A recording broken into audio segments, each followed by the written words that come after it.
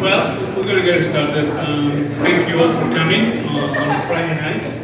I assume, Brett, so you know, like half of the audience will be drunk right now, which it may be, what you say, more impressive to them. First I want to introduce and thank Brett Steele, who kindly enough decided to start his vacation week by coming from the airport to do this conversation. We did a conversation and we saw each other like 10 days ago in London in the AA. So he told me that he was coming to California to LA. I automatically thought, well, you should come and do something on SCI-Arc. The next question was, okay, well, we can talk about it.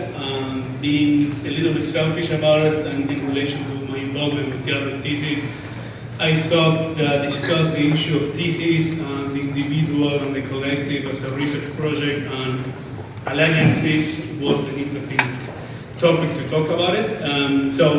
Brett Steele, as probably all you know, is the director of the Architectural Association. He was one of the founders and director of the DRL program there too. It was a very groundbreaking program. It changed many rules of approach to the education and research in architecture. He's the author, editor of many books and articles and so on. And there's no point to keep going in that part. So let me explain you very briefly what the format for today is going to be. We thought it would be nice to have like a 40-45 minutes conversation and have not that many questions for Brett, and he will do like a mini lecture and talk on the topic. And the idea is then to open up the second half to a kind of a more open discussion with the faculty and the students, which for many reasons all of you have individual investment on this particular problem.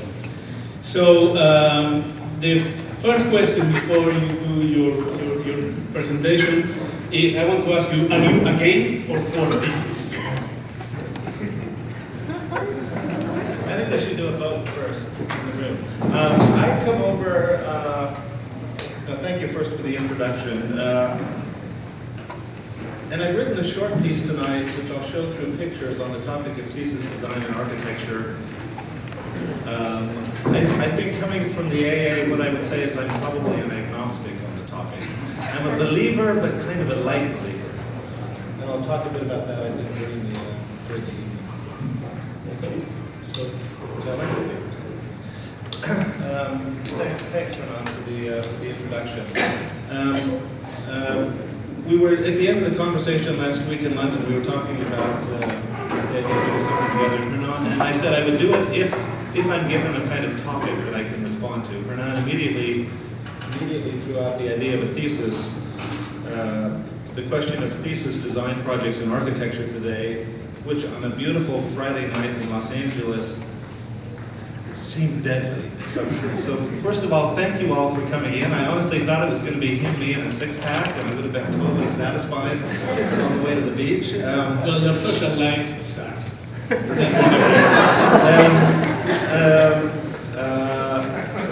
A couple of qualifiers, I think, and Hernán hinted at it in terms of my background.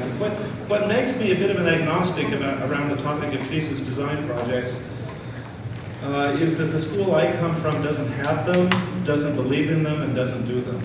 Our undergraduates do a fifth-year project which is identical to every other year that they've encountered. In the fifth year, you do a bit of TS work, technical studies work, and so it sounds a bit more like a thesis project. In fact, it's just another year's portfolio of work. When we set up the Design Research Lab in 1997, the first thing we killed was the idea of a thesis design project. And the way I did that was basically design a curriculum in which each student, as he or she enters the program, agrees to do exactly one project for the duration of the course. So you can call it anything you want. You can call that the thesis from day one, or you can call it our way of avoiding the idea of a thesis design project.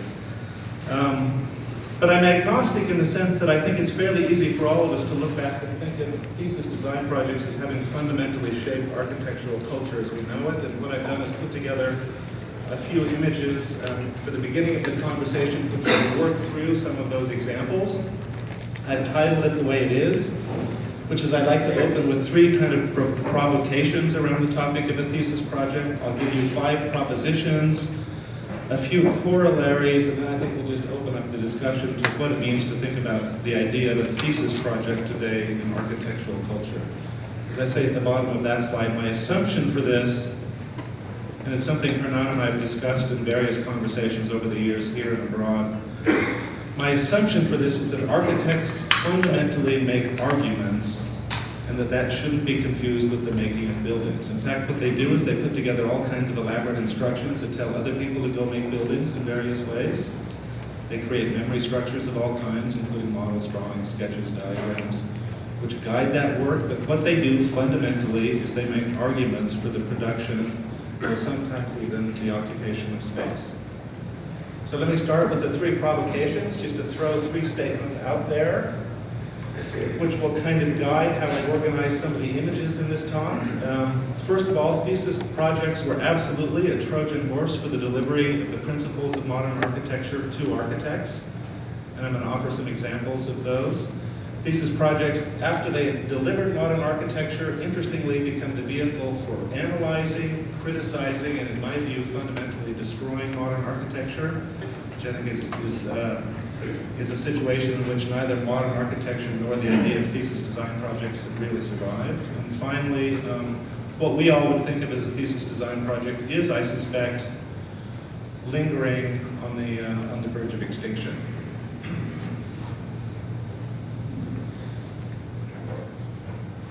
Our assumption when we talk about thesis design projects is, of course, that they're in some way different than other kinds of architectural projects. And the definition I'm using here is a fairly straightforward one that I think a lot of people in the room will know. It's linked to an idea Thomas Kuhn put out in the Sciences half a century ago in The Structure of Scientific Revolutions, in which he argued for the concept of a paradigm that gathers around ideas of researchers or thinkers who push ideas forward, interrogate them, and ultimately develop new forms of knowledge.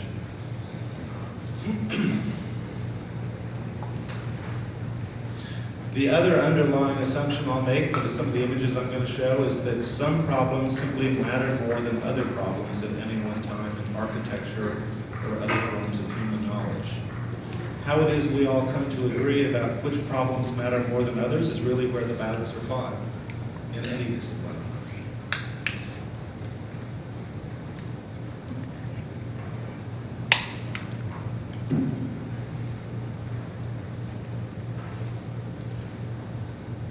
I'm going to run through 5 quick propositions that give us a way to think about thesis design projects. As I've already said, architects really do design and construct arguments before they develop into what we would call buildings or projects. I think the construction of arguments is an incredibly interesting aspect of nearly any field. I think you can take a horrible lawyer like Scalia on the Supreme Court, who's acknowledged as one of the great legal minds of the 20th century, and despite the politics, is an absolute master of the construction and delivery of arguments. As he says in this quote, the point of arguing legal cases is to persuade people. And that's what I think fundamentally thesis projects do. That's what gets us up in the morning. That's what pushes disciplines along. That's where the battles are drawn. I've pulled out a few examples of the way in which architects have done that through a few iconic thesis design projects over the last century. This one in 1947 by Robert Venturi. His undergraduate project at Princeton University is interesting not really for the design project that it presents so much as the means by which he starts to develop and present that design project. He famously, in that set of images on the right, develops a technique for associating his design work with all of the people that he's studying, and really starts to develop not a way of designing so much as a way of arguing the kind of principles that he fought for in the conversion of modern architecture to something post or late modern. In fact, as you can see from that previous image in 1947, he develops what becomes a kind of template for a book that he would publish in 1965 called Complexity and Contradiction, which was a fundamental argument against the orthodoxies of modernism, argued through a graphic style that his thesis project invents 15 years before. It's a project that, you can see it sort of in the middle of this chart in 1965, is one of 10 books through which the arguments of the 20th century are really fought in architecture as we know it. A series of monographs that display projects and one's own work alongside those projects to try and elaborate a set of principles. A few years later, he and his partners develop a completely different kind of thesis, which has to do with the relationship between architecture and the city, argued not in the history of Europe, but obviously on the Strip of Las Vegas. He does it through a series of diagrams and statements which document the work that's discovered when he and his partners go to Las Vegas that year. And my point in showing some of the examples from Venturi's work is that what you're seeing isn't so much a design project as it is a way of arguing for qualities in space. This picture of the house that he designs for his mother has been enlarged about 10,000 times from its original size, which you can see with the number 305, which is about an 8-point font underneath that. It's one of hundreds of images that he uses in complexity to argue for a certain kind of architectural space. And what's interesting when one goes back and looks at his thesis today is to see that in fact it's a form of stylistic development much more than the completion of a logical argument. Over and over again, I think when you look at the way architects work, what stands out is that it's how they work as much as what they're saying that begins to drive careers forward. The shared axionometric bias of 5 architects in 1972 is maybe most interesting for us to look back on today because it's the one graphic technique that kept plans orthogonal and every other plane in space projected off of them. So it becomes an assertion really about the planometric bias of the organization of space. All of the secondary surfaces, the elevations and the facades of these buildings are literally projections off of an undistorted plan that's been rotated or turned on the graphic space by each of the architects. Mies in the 1920s is doing something very similar. While arguing for a set of principles, what he's really doing is developing a completely different way to argue those principles. And he does it by rejecting the plan entirely and turning to the photographic image and the rendered object as a technique to display the qualities that he thought most important in new architecture. So the large graphic, the large charcoal drawings that he develops as a technique are a way, he says, of capturing the effects of metal and glass, which a plan could never comprehend. So he develops a way of working that becomes its own kind of criticism or critique of the architecture before it. That eventually becomes, obviously, architectural space. But maybe a corollary to the earlier statement about the way in which architects work as arguers more than builders, it's fair to say that all architectural space is first in some form a kind of graphic space. This is really a built graphic space of the Barcelona Pavilion. And it's a graphic space that biased over and over again the vertical surfaces that eventually become the marble and glass of that building. To look at the way in which architects publish their thesis projects, the projects that guide their arguments, is to see a connection between the obsession in the space itself, like the arrangement of components to make a detail, and eventually the photographic depiction of those same projects in something like a book.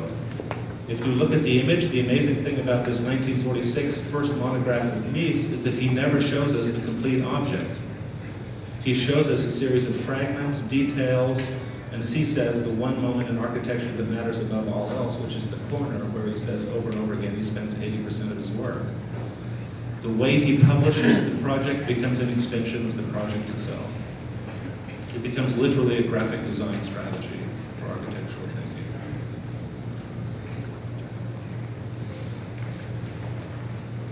A first corollary of that would be that you could say architectural thesis projects always look back as much as they look forward. The classic examples we could look to in the 20th century is something like this famous first publication by Philip Johnson of his glass house.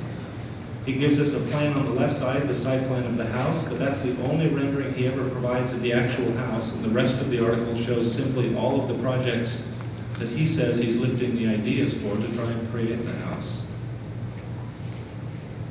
Looking back in history from 1972, Venturi and Scott Brown deliberately lift Nolli's plan for describing Rome and misapply it to a description of the Las Vegas Strip, looking back in order to look forward.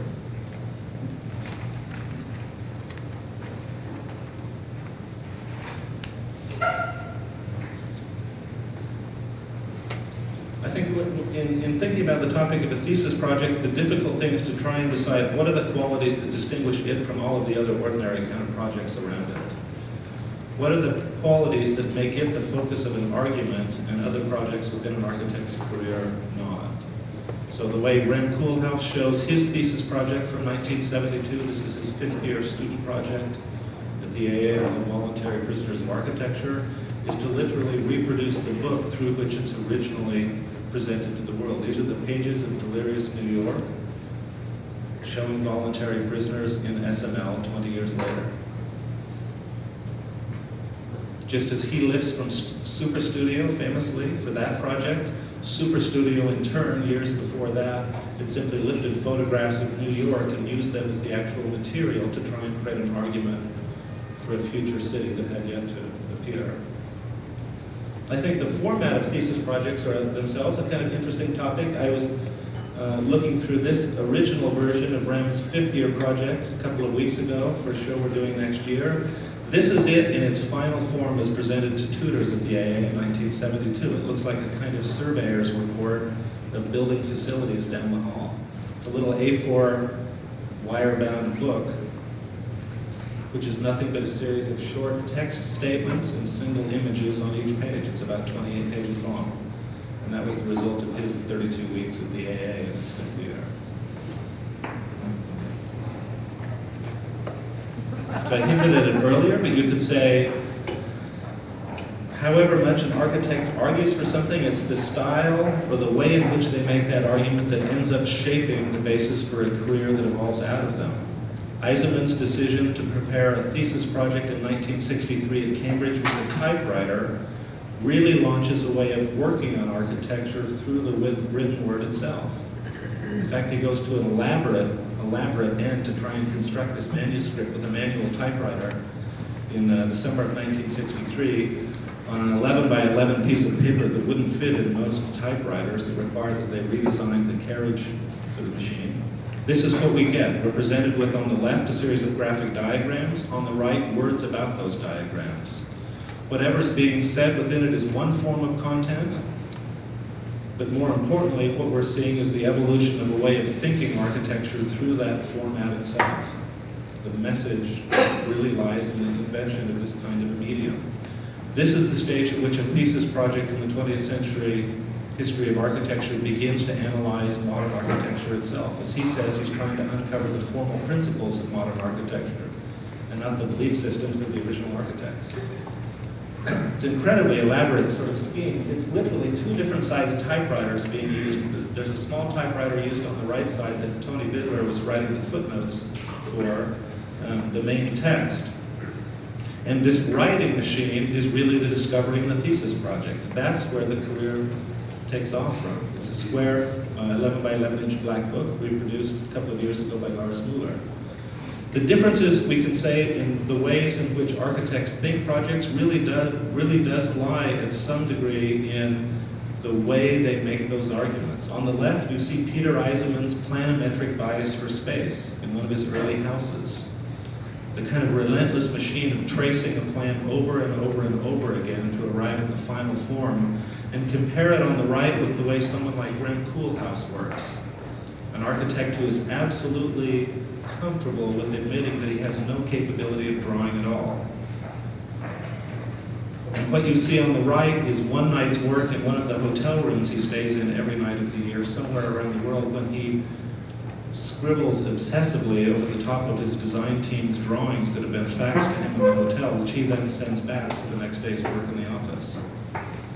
It's the method of working, the way in which the argument is constructed, that gives us one way of seeing the differences in the argument itself. That's the way to maybe look at a map of a series of projects like this. The differences, they're all, you could say, in some form, an architectural diagram of an iconic and sometimes iconic thesis project of the 20th century. The striking thing is the differences in how architects assume they should work on these projects. Some are plans, some are models, some are networks.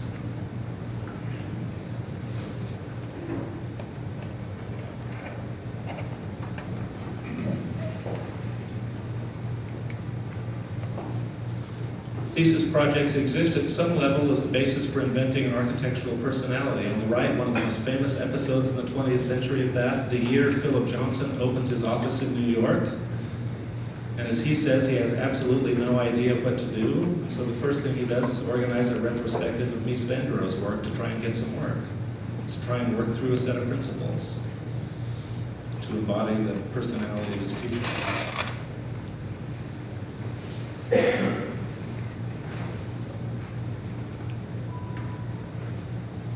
I think this proposition is pretty straightforward. That a thesis project is one way to try and construct an identity within an architectural career. This is the way in which it's played out in most of the 20th century, one architect appropriating the identity of another and transforming it in some way. 15 years separating these two projects across continents, a hillside house in Germany by Mies in the 30s, and Johnson eventually building it in 1953 in upstate New York. And at some level, when one thinks about the history of a thesis project in modern architecture, it's hard to separate it from the assumption that that thesis project will unwind in the solitary mind of an individual sitting in a studio. The two have been coupled together really for as long as they've run through modern architectural education. This happens to be another one of the iconic student thesis projects of the 20th century. This is the one that Philip Johnson designs in 1941 at Harvard's Graduate School of Design. Probably its most interesting feature is that he built it and invited the jury to the building for the final presentation. Hired an English butler who served tea to his professors as they walked in. That's a monumental one-to-one project. It obviously has a pretty close legacy, again, to Mies's courtyard experiments in the 1930s. This project in 1941, you could say, is the thesis project that confirms modern architecture can begin appropriating itself and using it for its own purposes. It is certainly at a different stage than the early 20th century when the idea of a modern architecture was first emerging, being developed. It's a simple corollary, but maybe one way to define a thesis project is that it's that category of project that has an ability to talk to other projects. Rem Koolhaas's Hand Over Paris in 1995 on the left, talking to Corb's Hand Over Paris 60 years ago with his proposal for the city for 3 million people. We all know this, that one of the great things thesis projects do is lie when we need to survive. This is how Corb saw his world in 1916, and this is how the builders on the site saw his world in 1916. He extracts out of the project itself a set of principles that in fact become far bigger and travel far faster than the reality of the concrete and his understanding of it at that time in his career.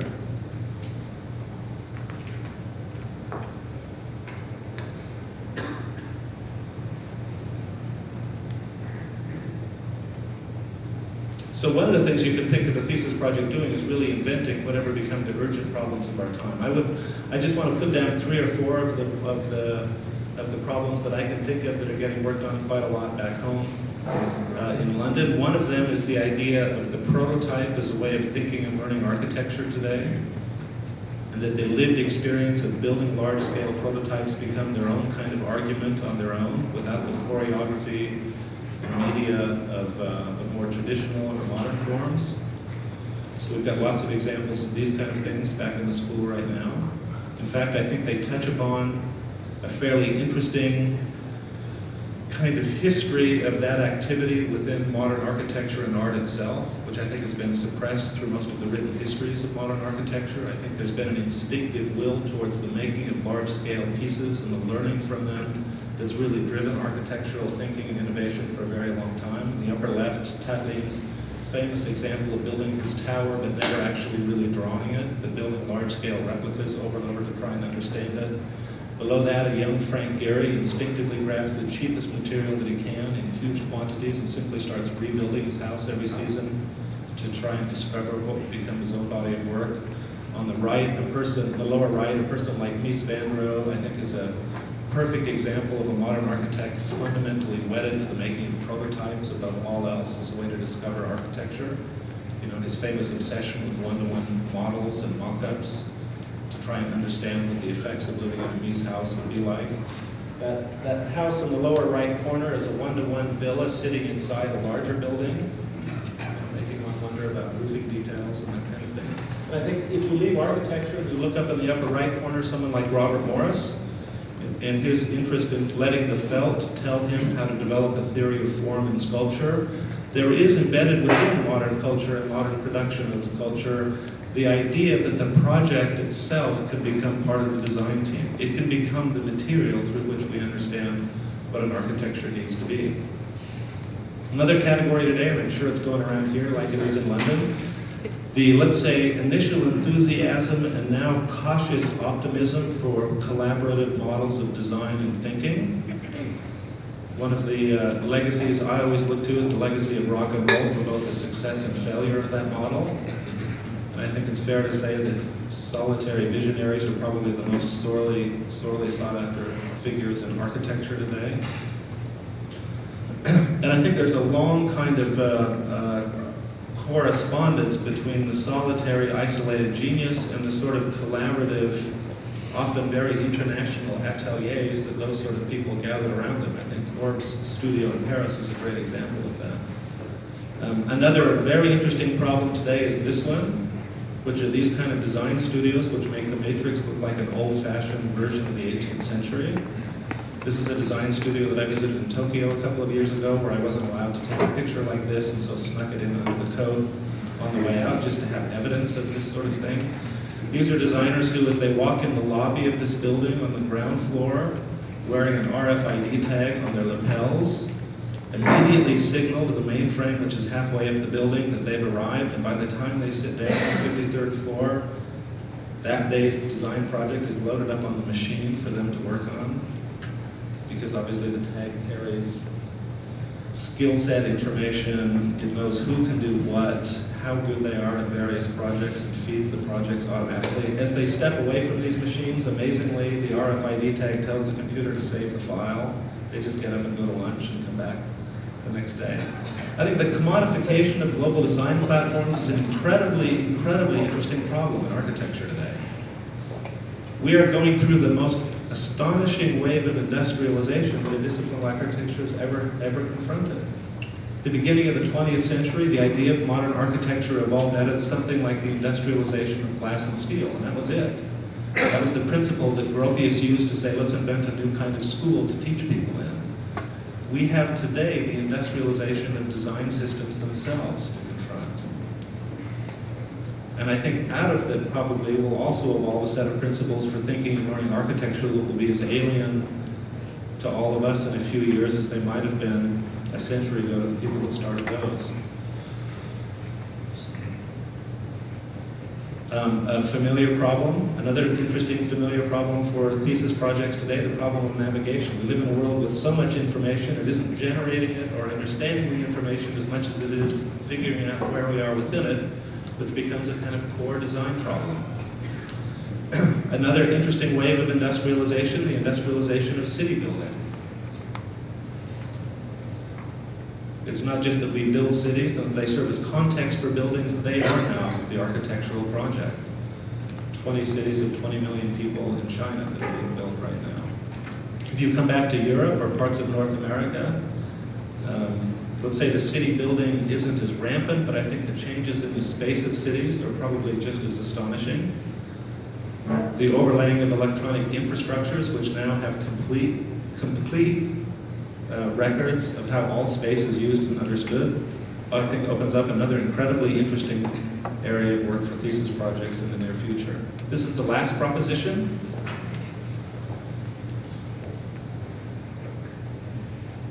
And it's maybe the one that brings us back to a setting like this for a discussion on the topic of thesis design project, which is in the end, a thesis project is really something that's a bit like a school. Its primary purpose is communication.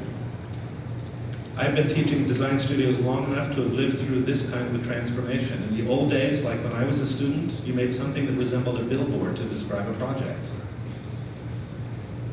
These days, and the image on the right is a second-year student at the AA in October this year, 1 month into a 32-week course, who by the end of a year will have something like a 3,000 or 4,000 page catalog recording every day's thinking and working on a project that they then have to go back and turn into a story that tells what's unfolded and where the learning is lied or not lied. I think maybe one of the most unexpected sides of the digital transformation of design studios in the last few years has been the resurgence of the book as a kind of medium for thinking and learning architecture. It's something that I think none of us 10 or 15 years ago could have anticipated. The monograph isn't something that you do 20 years into a career now. It's something you do 20 weeks into a year's design studio. And for me, from the educational side, one of the most interesting consequences of that is that it makes us rethink the organization of the school itself as a kind of communication vehicle. We're deeply, deeply invested back in London in the idea that all a school really does is communicate ideas between the people that live within the building or that encounter these kind of model graveyards of projects every year as they accumulate within those studios. There isn't much of a difference today between this kind of an activity and the kind of things that take place within the design studio. They're simply two very different forms of how one transmits and conveys information about architecture. On the left, the architectural school as it was understood in the middle of the 19th century, where you and I would go and enroll in a course to spend 5 years looking at dead materials in the great courtyard of the École des Beaux-Arts. And on the right, what today's server spaces look like in schools like this or anywhere else around the world that are simply conveying information about projects and ideas in a different form. One way to think about the evolution of architectural education in the 20th century is to see a change like this. On the left, Robinson Hall at the GSD as it existed up until the 1960s, amazingly, doing their bad copy of the École des Beaux-Arts in Paris. And on the right, the kind of space that schools converted themselves into around 1970 into really pure communication spaces whose primary purpose is to bring people together for the exchange of ideas and interests.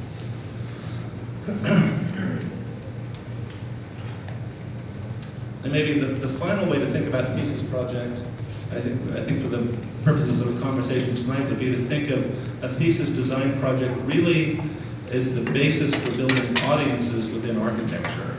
It's a common misapprehension that architectural schools invent architects. We really don't. You know, we nurture talent, we identify talent, we try and grow talent, but what we do more than anything is create audiences for ideas.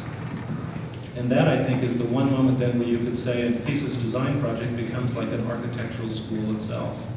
And the experimentation with how you make those audiences is really the fundamental part of any kind of a thesis design project. I'll stop there. Thanks. Great. Well, I have, let's say, 2 or 3 questions before we open up. We'll get a little loose, maybe. It seems to me that part of the problem, and to a certain level you address it with some of the issues and critique it with the other ones, it seems to me that thesis, let's say with capital T, beyond the thesis as an educational tool, but thesis which most of the time maybe gives a beginning of a very long process. We talk all the time how a lecture for an architect is a thesis of that big project and so on. It seems to me that one of the tools and the value that was always important is thesis was not, is kind of a, in back and forth, a critique or a rebellion against dogmas, but also a way to create new dogmas. And the problem with that, or it seems to me that one of the main problems right now, they have to do with kind of an apparent uniformity that is a byproduct of many of the issues that we were talking about. So my question will be, because I think one of the main values that the notion of thesis still have is the condition of the individual and the collective, and how the individual plays the role within that collective, or what I always call the us and them, but within the us, who's us, who's them. So my question will be, how best to achieve individuality in a field that is both interdisciplinary and collaborative, I would argue at the present time, largely dominated by a certain level of conformity. Like, I think part of the problem to me is like the studio culture and the collaborative culture, it creates certain kind of patina of conformism in which thesis could be like an agent, but the question for me would be, what would be the best way to achieve individuality within that context?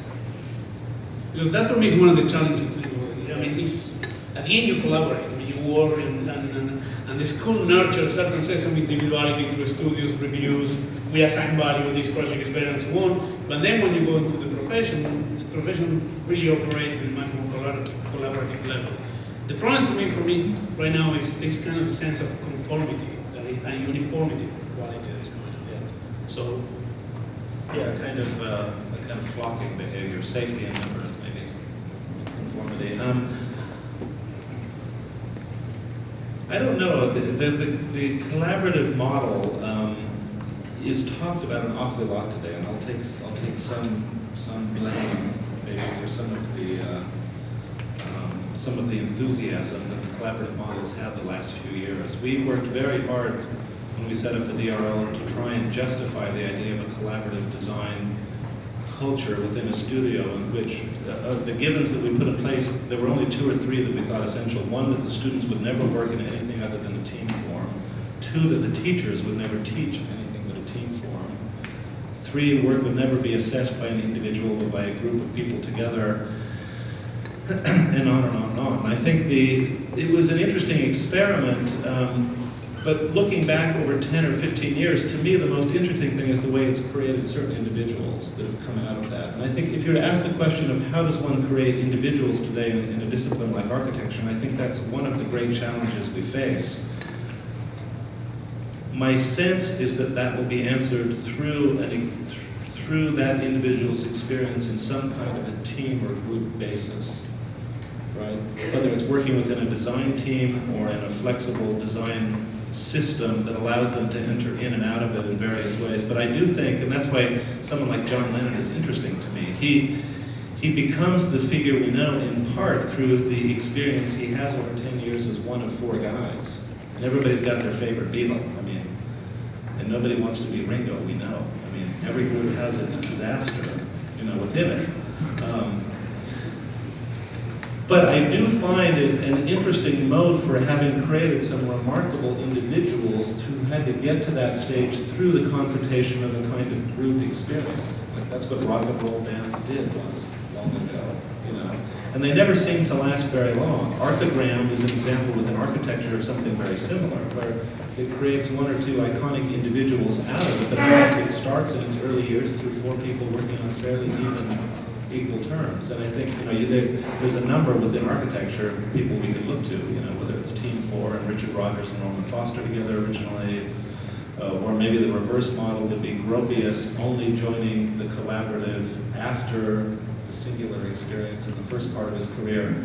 I mean, there are examples you could point to in architecture, but I think it would be somehow finding ways to structure an interaction between things you think of as the group or the individual and not having both sides.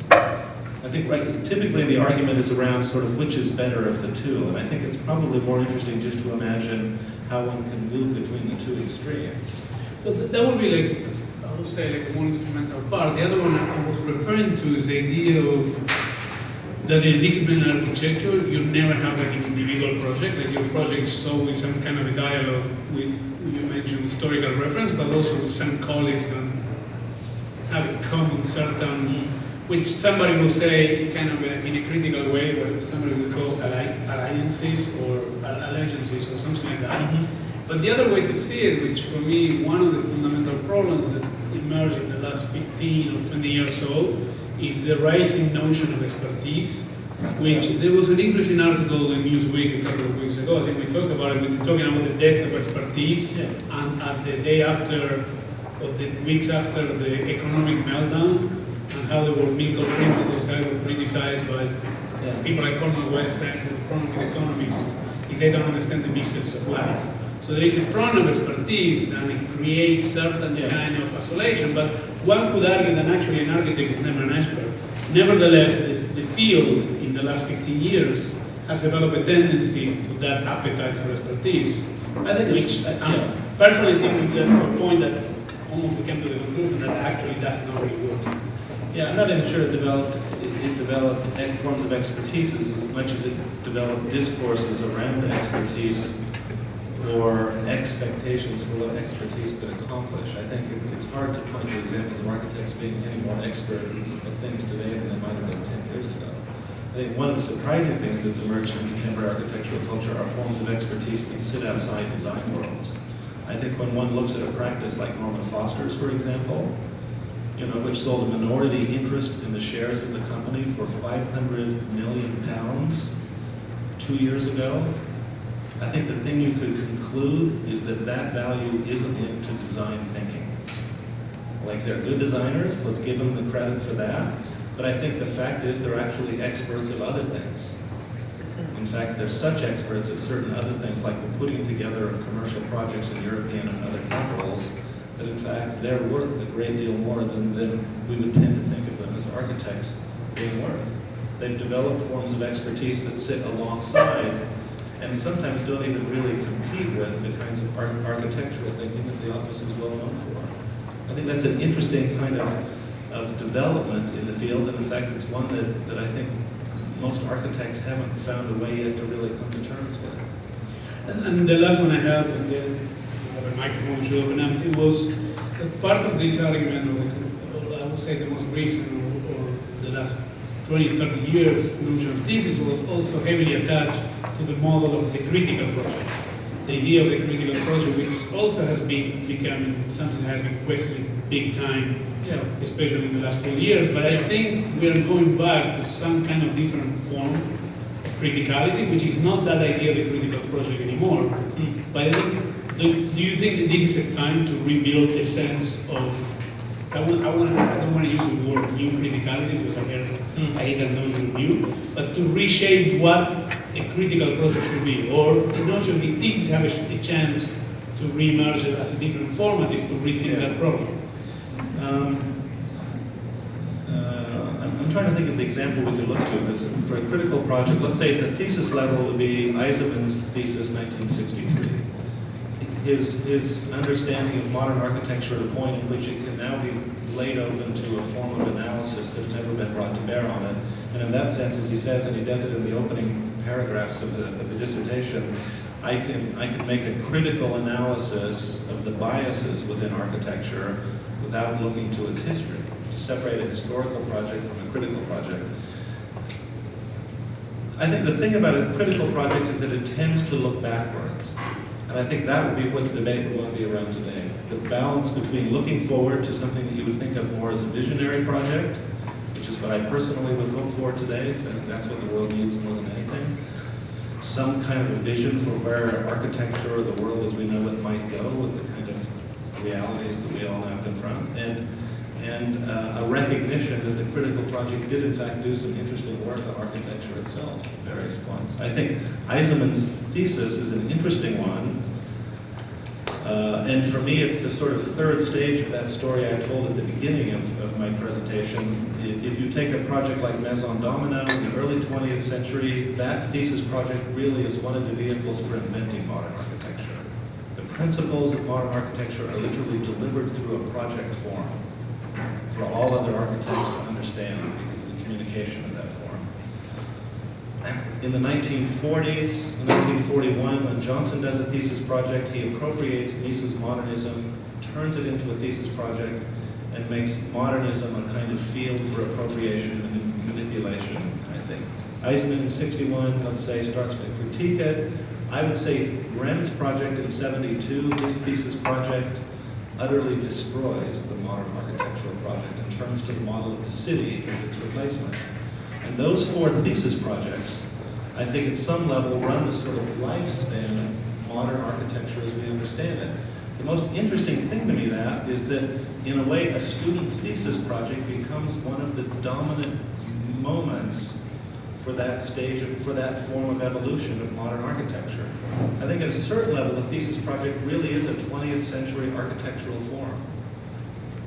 I mean, my hunch is architectural knowledge was simply something that in the 20th century could be understood and delivered through individual projects. I would say in the 19th century, architectural knowledge literally emerges and is stored in the birth of new institutions like architectural schools, the architectural encyclopedia, modern books.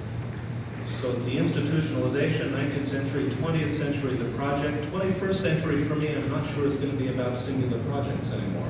My hunch is that it's going to be more about simply the construction of networks through which a kind of relentless flowing of ideas and information occurs. And it will be the structuring of those networks and their performance that we'll think of as the thesis or as the guiding ideas of architectural knowledge, much more than the individual projects that will go through them. On that note, I would like to open it for questions from anybody. I remind the current thesis student that we ask Go him back to work. to come with some questions for it, so I hope that some of you raise up. I'm going to ask a really obvious question.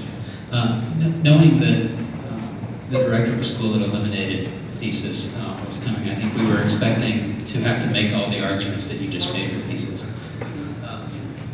So why on earth, given all the arguments for it and what it can offer to architecture, would you encourage eliminating?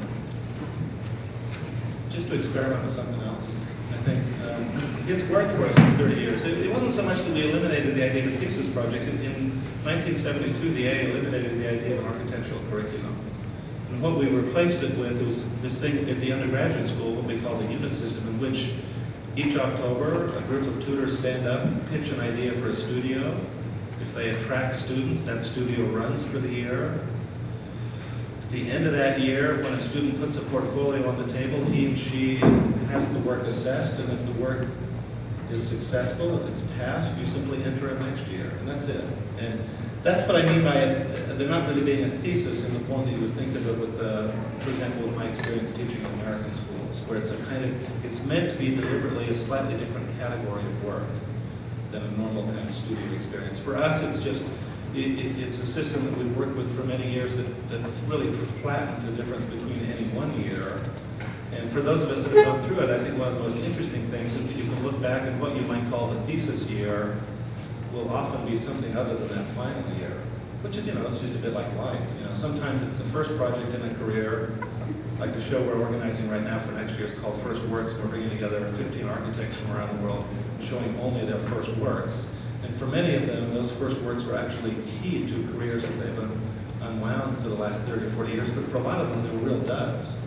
That's kind of interesting. They were actually disasters, and they made practices sort of jump sideways into something else.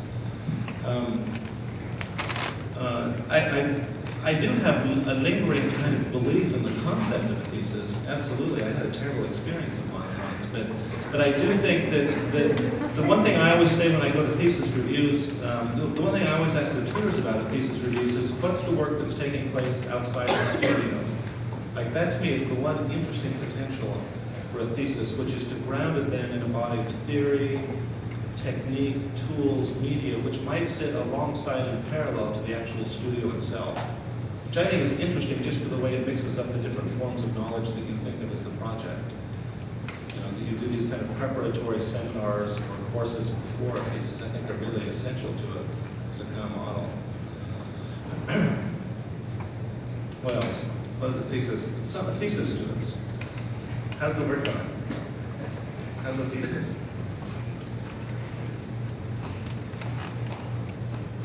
I mean, I'm a total believer in thesis projects. I don't want to... I mean, he's barely holding himself, so keep the microphone.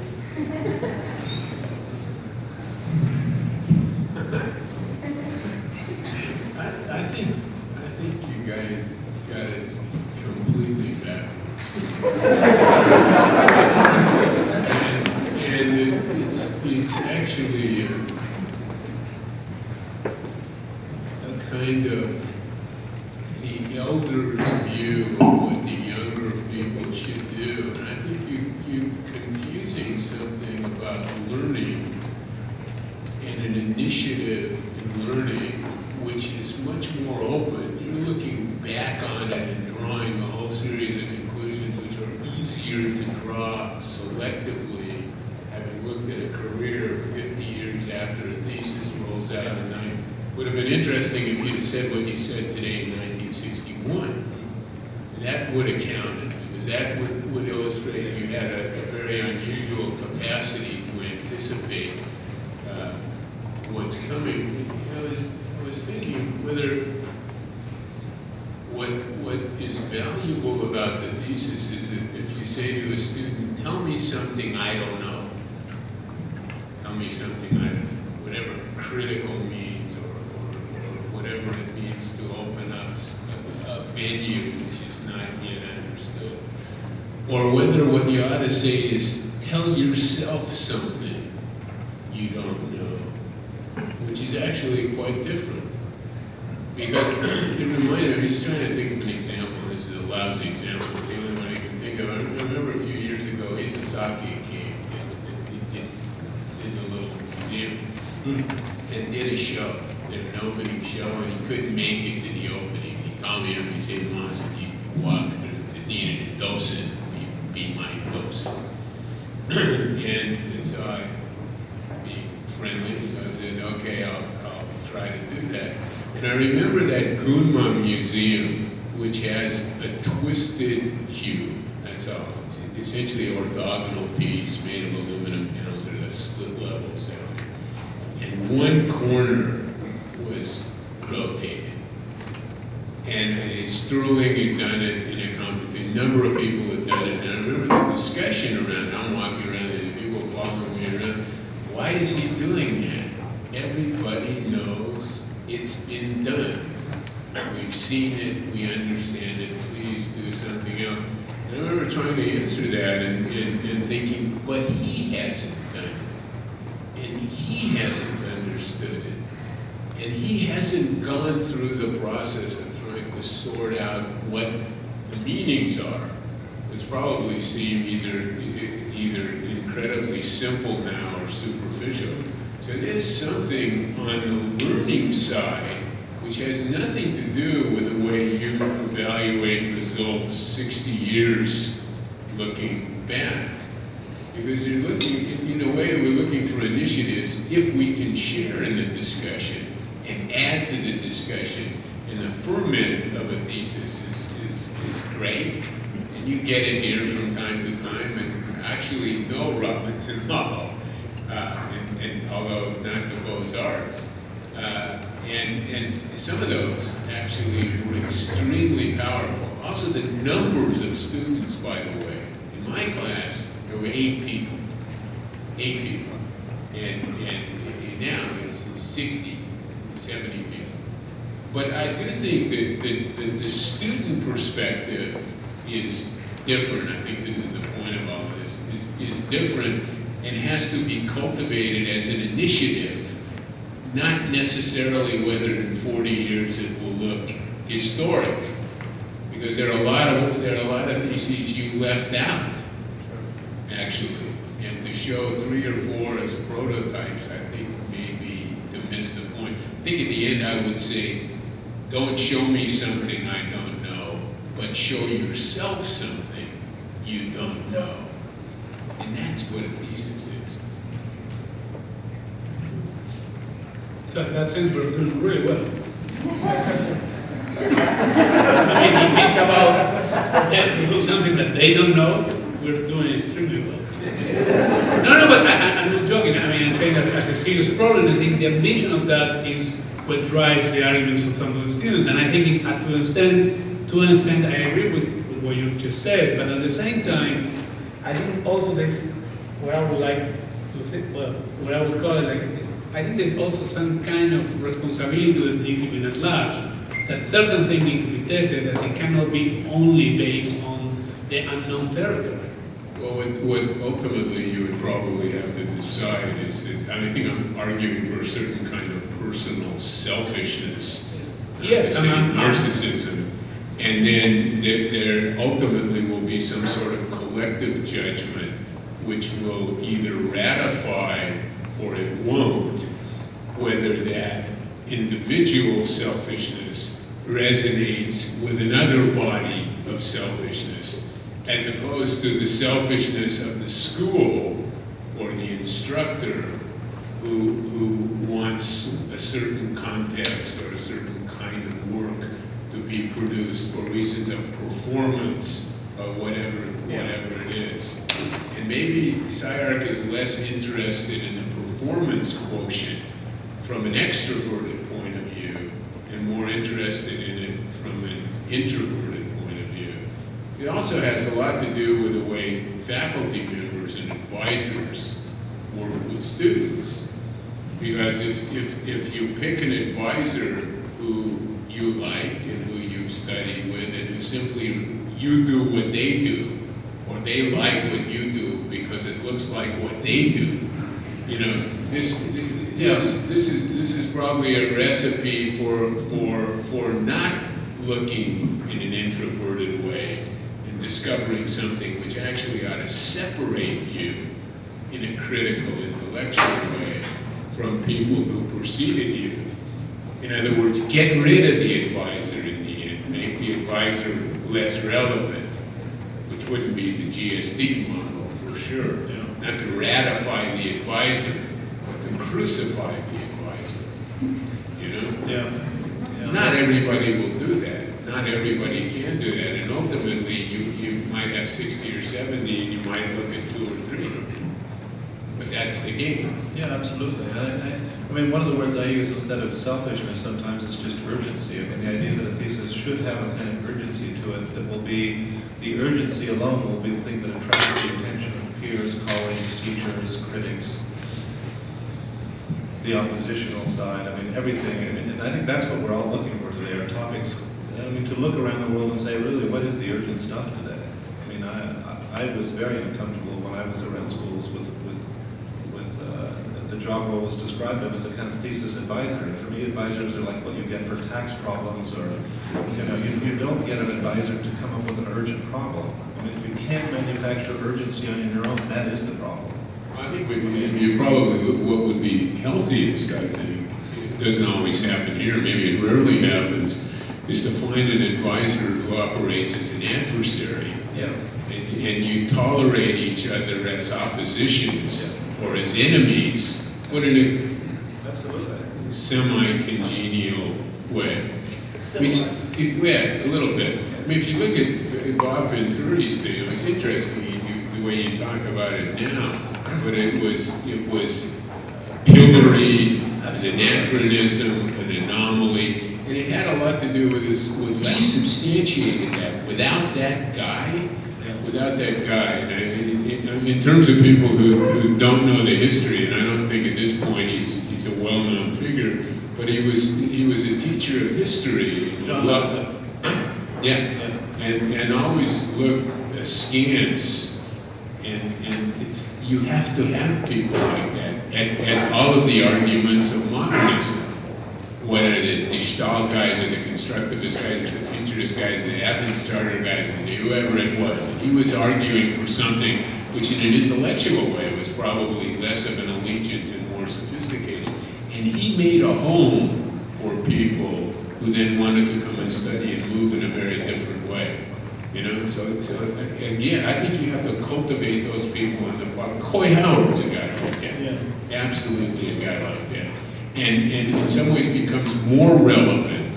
I mean, I don't know if he's here, but it probably becomes more relevant as in a certain context he becomes less relevant. You know, and more to the point, makes a venue, I don't know if you know it, but it makes a venue for work and a certain kind of thinking, which is clearly outside the context which are referred to as homogeneous.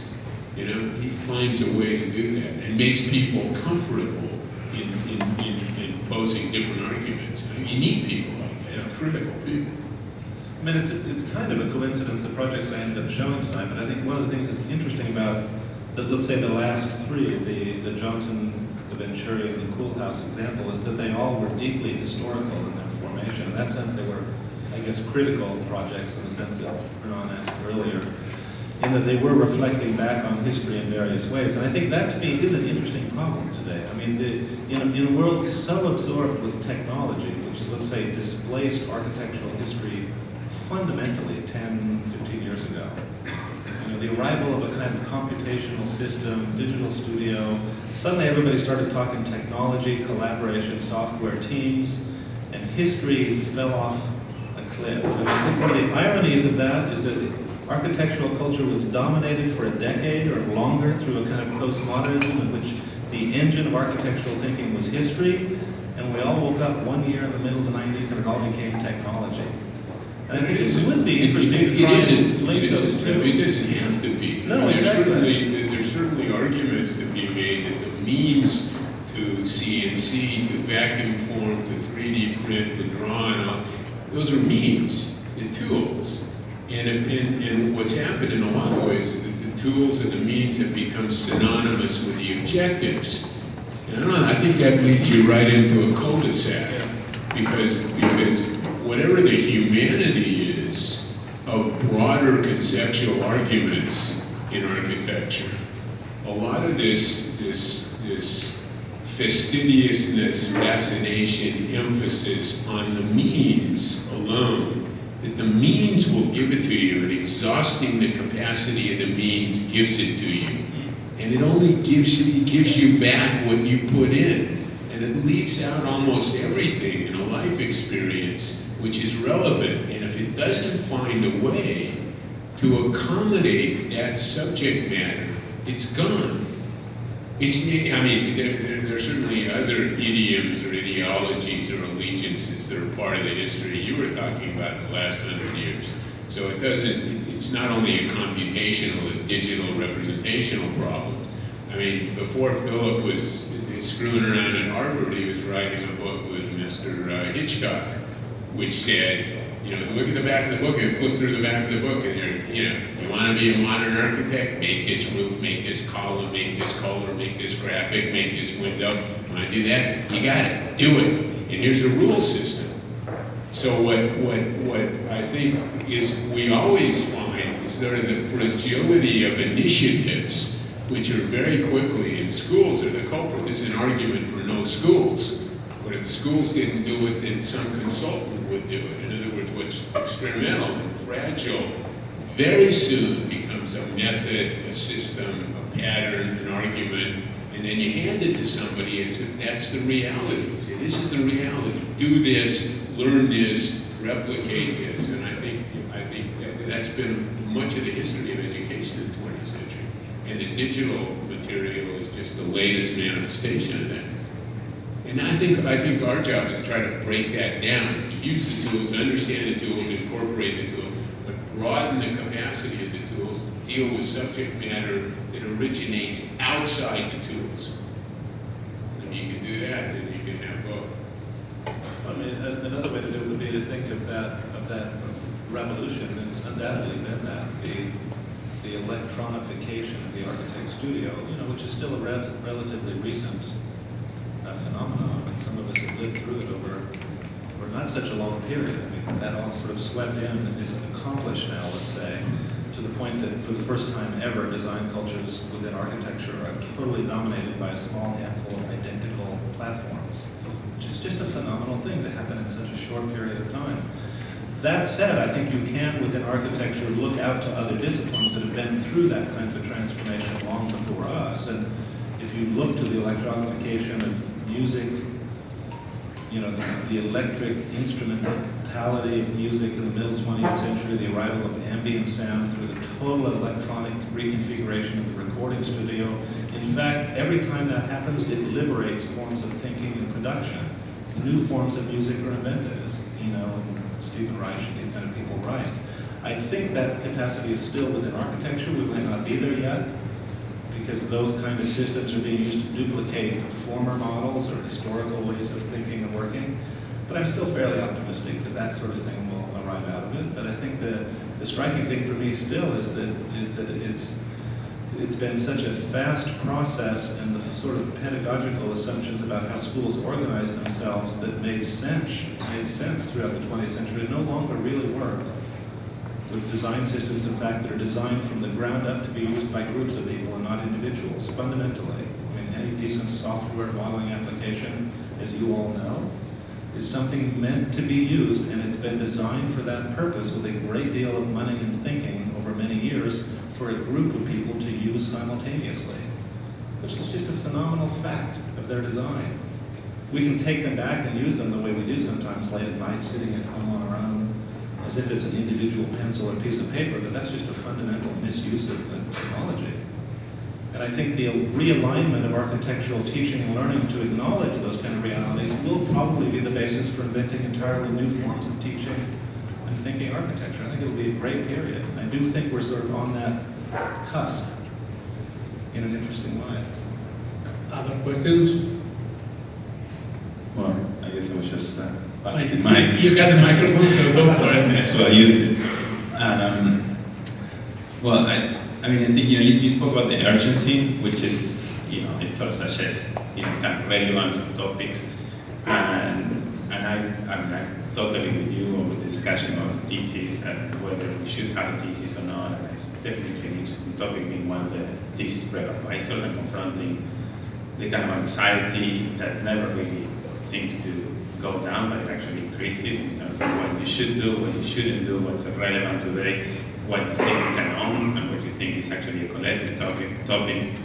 And certainly everything is some of the collective topics, a question of how far you know it is collective topic there.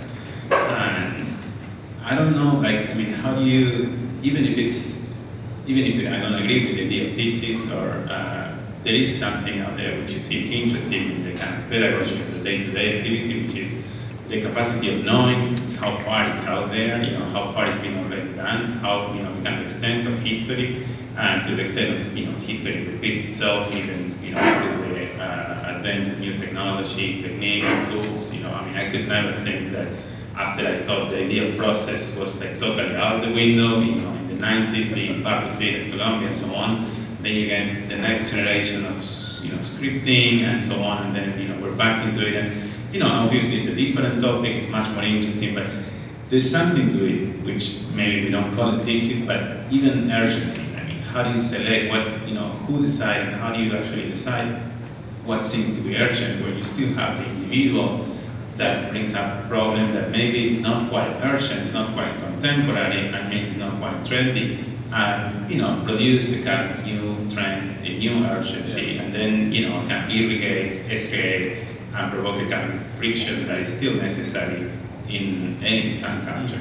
Because many of these things, the so-called theses, the ones you actually put there, are done not in a vacuum, but of course as a reaction to many of the things you were pointed out. So, you haven't thought about this, the things, what are the relevant projects are. I think what you're hinting at, and I would agree that the idea of a thesis project is still a valid and an important one for school. I think, but all I would probably say is it's so valuable it ought to be experimented with rather than accepted on the received terms that it's been handed down to us at the beginning of the 21st century. It's been handed down in that form for, let's say, at least 60 or 70 years. A few key institutions found a way to avoid it altogether, the most famous example being the Bauhaus, which was the one school which had at its pedagogical core that you would never teach a course in architecture, which Gropius kept saying until finally the students threw him out in 1926, saying they wanted a bit of architecture in the school. But I think it's so interesting and important as a topic, I would say it tells us what we really ought to do is simply experiment with it. I.e., why is it I can't do a thesis project in my second year of a 5-year course? Wouldn't it be great to have a bunch of people around the building who have done their thesis project for 2 or 3 years? To start the first semester with thesis. Woke up with some kind of urgent problem in their second or third year, worked on it for an entire year, and have that experience to filter through the school for 2 or 3 years later. There are models of, like the ones I can point to that are experimenting the other way by saying, let's get rid of it in its recognizable form and do it in another way. We're dealing in a world now with schools in which you enter a studio and work for 5 years with a single professor. The concept of a thesis project in that environment at a school like the Engavante is almost unimaginable, given that I'm going to spend 5 years locked in a room with my teacher. Right? I can't even put it down on the table in the form that I would recognize it as it was invented in the 20th century. In that context, that's the only thing that would ever save you.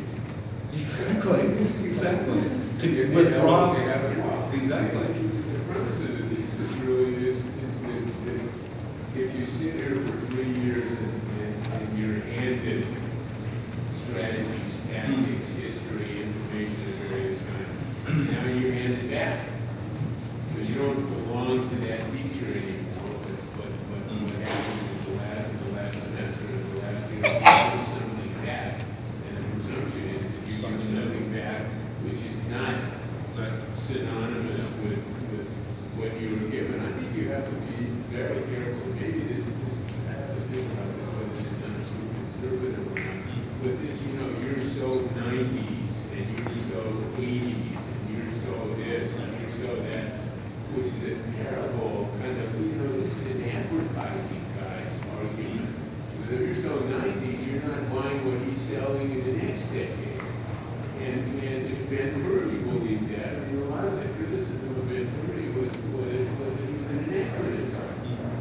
If he accepted that argument, that time moves and it gets better than progress, and if you want to be on the edge of progress, you have to go this way. And if you go that way, you're retrogressive. I think there has to be more room for walking around, actually, and not to embarrass somebody. You know, there's a funny ad, a television ad, and the man and the woman are sitting in an airport lounge, and the woman is doing what everybody does, and the guy is doing what everybody does, and the woman says to the man, "Do you have da-da-da-da software?" And the guy's terribly embarrassed because he has no idea what she's talking about, but of course he couldn't acknowledge that. And also he of course says, "Yeah, I got it." Yeah. And then she goes away, and then he gets on his cell phone and calls his guys in Berlin and says, "Get her." He has no idea what it is. He has no idea what it does. And the context of that discussion, I think is a disaster in an intellectual way for people, because it's fashion confused with content. Yeah, but I would argue that part of what you're saying is true, but and you have to have some room to maneuver, but sometimes it's an anachronism. And Venturi was that. And sometimes you have to call it to move forward. Because if not, everything is relative, and you never can grasp any ground to move. So I agree with you to the extent that's important, but there are certain things which, yes, they are what they are. And if you cannot live in a constant, permanent state of doubt, and everything became relative, because nothing, well, maybe you could. I mean, I'm just saying, in my view, I think that's part of the thing. At some moment you have to call certain things, and certain things you have to define it. I mean, because you argue also that architecture needs an enemy. As such, you need to define who's your enemy. Because if not, everybody's your enemy or nobody's your enemy. So at a certain moment, you call certain things. But they're not. Right? I think that. I don't know, I mean, yeah. You can't call it as you see it until you actually see it. Well, it's like boom, yes. Right, and I guarantee that, what? I mean, the famous sentence, porn, I know when I see it. No. Friday night. Okay. Because I think that essentially the argument you're making right away is, one, you have to know it when you see it, and if you're, to Scalia's point, you have to know the postures that actually allow you to deliver it again in a new way, or at least in a way that's convincing to your audience. And that's something that we haven't talked about tonight, which is literally the mechanics of thesis. So, posture. Yes, but Scalia, he had a set of course of belief that allowed him to make that argument. Or we think he does. He does. I mean, then you can agree or disagree with it, but he does. But it is a procedure for delivering them. Yes. And I think that's something that maybe, when thesis goes awry, it's quite often because there's a lack of procedure. So, there's the mystical sort of approach, which is I wander until I find myself, which may or may not work. There's the communal approach, which is I find the most popular topic, and I work on it, as part of a team or as part of a collective. And then there's the sort of idiosyncratic approach, which is I find the most odd or insignificant issue in architecture today, and I resuscitate it as a way of bringing myself into a new position. But I think in all cases, there's a necessity for a procedure, not just a stance, not just knowledge. Well, and I think that's what I was trying to draw a bit of attention to with the different examples. Not so much what the argument itself was, as much as how that argument is constructed. That's what interests me. That's what I think you have thesis projects are brilliant at doing. They're brilliant at grounding in individuals the capacity for making certain kind of arguments, which, as those techniques and abilities are developed over the years, become the definition of a career for certain individuals, I think. What I'm trying to strip away at a certain level is what I would feel an urgent need for architecture to be constructing more arguments. And that will be made by individuals in this room or in other places to have the kind of conviction and belief to make arguments, but to be supple enough to understand that the form of those arguments might be very, very different than the forms we think we know now, i.e. that they're the individual, discrete, isolated, defined building project, which they were for the better part of a century. while there are great differences between some of the examples we can point to, I think one of the things they share is the idea that core principles in thinking about architecture can be delivered through singular projects. My hunch, my sense is that we're at a slightly different moment in the evolution of architectural knowledge. I mean, that's where I think Eric's taking me to task for that, to say, look, is it really the case there was some sort of a threshold condition? I think what we would share, though, is a belief that, in fact, the architect's capacity to make arguments, to build and think about the world differently, is what will carry forward. One of the great quotes, you had a Harold Bloom quote there, which essentially, there's no history, you build your own lineage, something like that, which means nothing is intrinsically so, but you find a way to make a case, which is a fascinating way to look at history, meaning there's no history, you create what it is that you want to work against. Absolutely, and in fact that's an awful lot of what, in one way to think of history coming back into the discipline today is, of course, all of the projects that are out there right now in which people are writing the history of computational architectures long before the arrival of digital machines. I mean, to look at the arrival of rapid prototyping machines today is simply to see Jean Fouvet 60 years later in a different form. Hardware sitting in the studio is the basis for inventing a new kind of architecture. I think those kind of projects, those kind of historical projects are unfolding, as we speak, I think. But I'm more interested in sort of shifting sideways and trying to think of history itself as a kind of engine again for architects thinking. I'm still very struck by this flip within architectural culture between postmodernism and a total kind of belief in history. What you could say at a certain level in the 1980s, for my generation, it sort of drove architectural thinking, and then at one moment with the arrival of a certain kind of machine, suddenly all people wanted to talk about was technologies and design systems, and that would somehow be enough for architectural culture. You said something about the misuse of software as a pejorative, and I think so many fascinating adventures come from abuse and misuse. I mean, Columbus misread the map. He used the old map. He wouldn't have stopped at Havana or wherever he stopped. I mean, I was in Bombay or something. But I think, and likewise, I mean, Maya belongs to animation, and CATIA belongs to Boeing, and I think the initiatives to apply those would be initiatives. The misapplication of those tools led to a capacity which didn't exist, meaning the idea or the conception of the building preceded the capacity to deliver it, and then the misuse of the software allowed the delivery. Now it flipped around. Now that that's happened, now it's the software that precedes the conception, which I think is very different. So in some ways you're trying to find people who master certain tools, but reimagine the application of the tools. There's an example of that going the other direction. I go up to San Francisco, I go to the Bay Area to see Chris Alexander, who, within architectural culture is sort of, let's say, isn't as influential a figure as the thinking might have once been. But interestingly, through the pattern language especially, his thinking about architecture was completely embraced and adopted by a community of software programmers in the Bay Area 12, 15 years ago. And the idea of pattern languages in relation to object-oriented programming became for them the basis of an entirely new way to conceive of how their activity could be organized. And in fact, he's a kind of cult guru figure amongst a certain kind of California programmer that's just astonishing today. And taking Eric's example and basically going in the reverse direction. Taking an architect that none of us, or very few of us, read today the way we might have 20 or 30 years ago, or even longer, at the time of his dissertation, 40 years ago. But making it sort of transfer sideways into a different discipline. And I think at a certain level, at least amongst that famous group of programmers, reanimating how they think about their activities. Maybe one or two more questions. Can we close the thesis question. I would like one student, at least for once, Marcos? Yes, of course. But then at least one student has like One or two or three.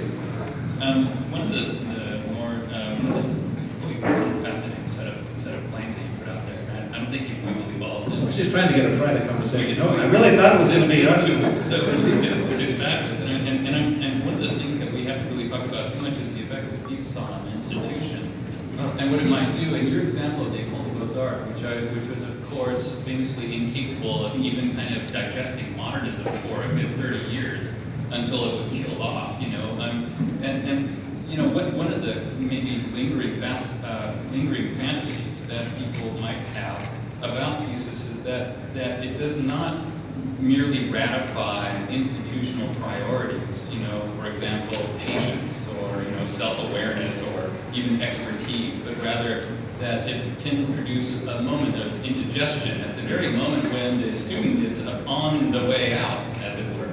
And that in this sense, and to follow your rock and roll idea, kind of Thesis is a kind of moment when there's nothing left to lose, which is a good reason not to have Thesis in your second year, but to have it at the very end, at which point you have somehow not only perhaps mastered or practiced or observed the patterns within your institution, but at that moment are given the steering wheel, and all the better to produce a kind of malformed version of the thing that you have yourself learned. And that, I think, is a kind of promising thing for any institution and is a reason to have a certain kind of Thesis, whether it follows the mechanics that Peter was talking about or not. Well, I think when you raise the question of the institution, I guess particularly from the point of view of my job, I'm extremely interested in how one captures and retains the knowledge generated by projects of all kinds, including a Thesis project. And that's why, again, having lived through the transformation of the digital studio, which now produces books more than it does. I mean, let's say the book is the most striking form to come out of digital studios today, not the shape of structures or buildings. I think that sort of revolution of communication. I mean, I have students that will walk out the door without calling one of us as teachers, walk down the street, print 3,000 copies of a book and have them sold before we're even aware of it. And they'll sell half of those copies in Asia. I kid you not. They'll print it out there to begin with because the printing costs are a fraction of what they would be in Europe right now. But I think that idea of communicating ideas is happening in such a different form today that challenges institutions like architecture schools fundamentally. I mean, I don't take it as a given that architecture schools will remain in the form they are, or that they'll remain particularly relevant to the formation of architectural ideas or learning. I think they, like modern newspapers, like network news, like large-scale publishing, are modern forms that are being fundamentally transformed by the way ideas move around the world today. And I think unless institutions adapt themselves, they will remain under threat.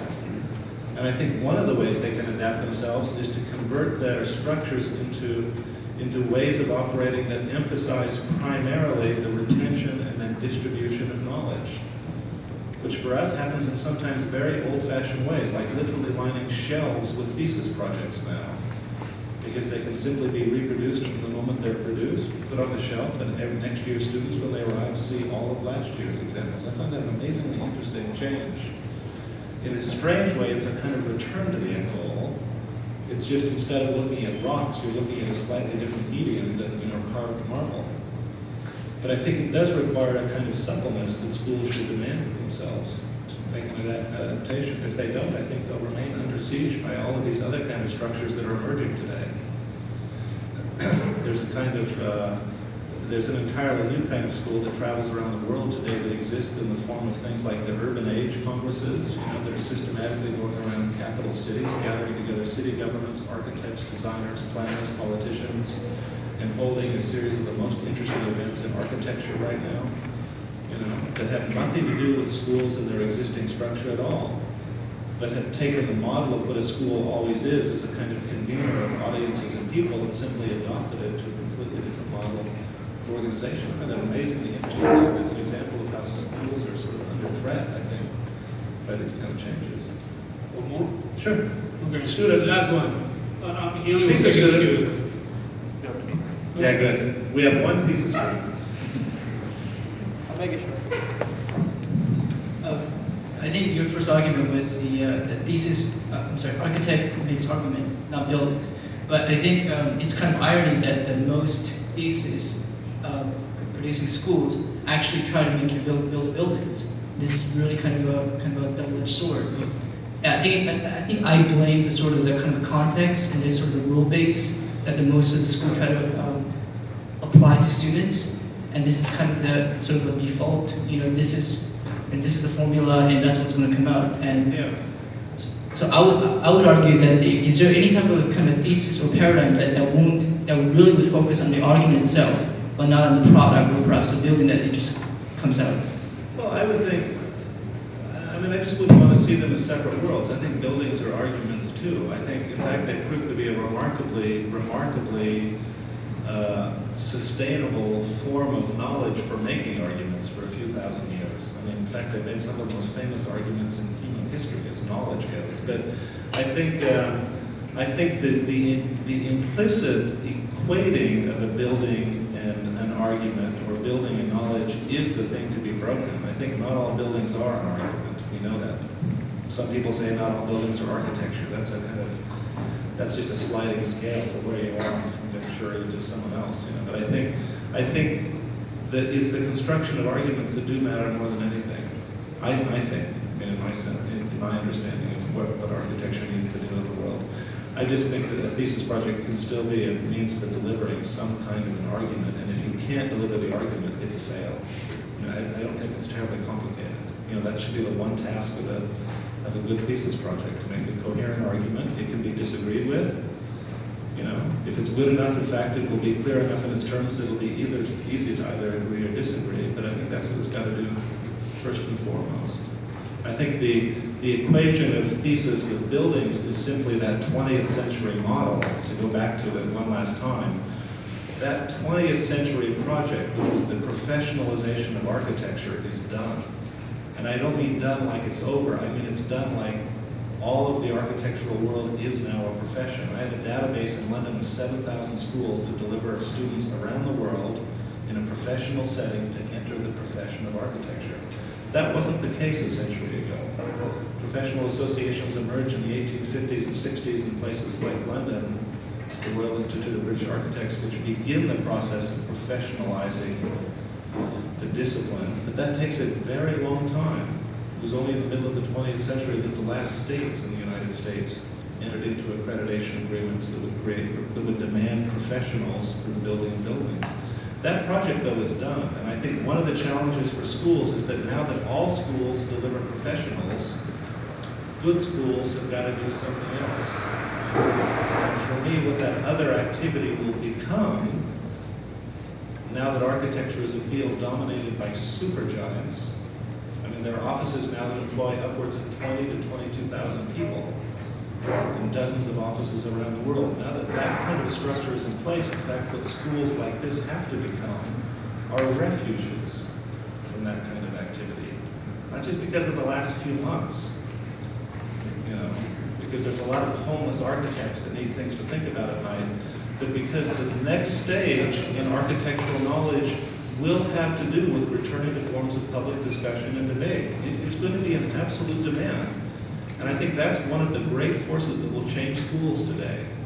I think maybe to bring it back to the topic one last time, I think thesis projects will have a capacity, as they have in the past, to focus discussions and debates in things that operate much more like tonight's event than the late night activity upstairs in the studio, as a kind of public discussion and debate.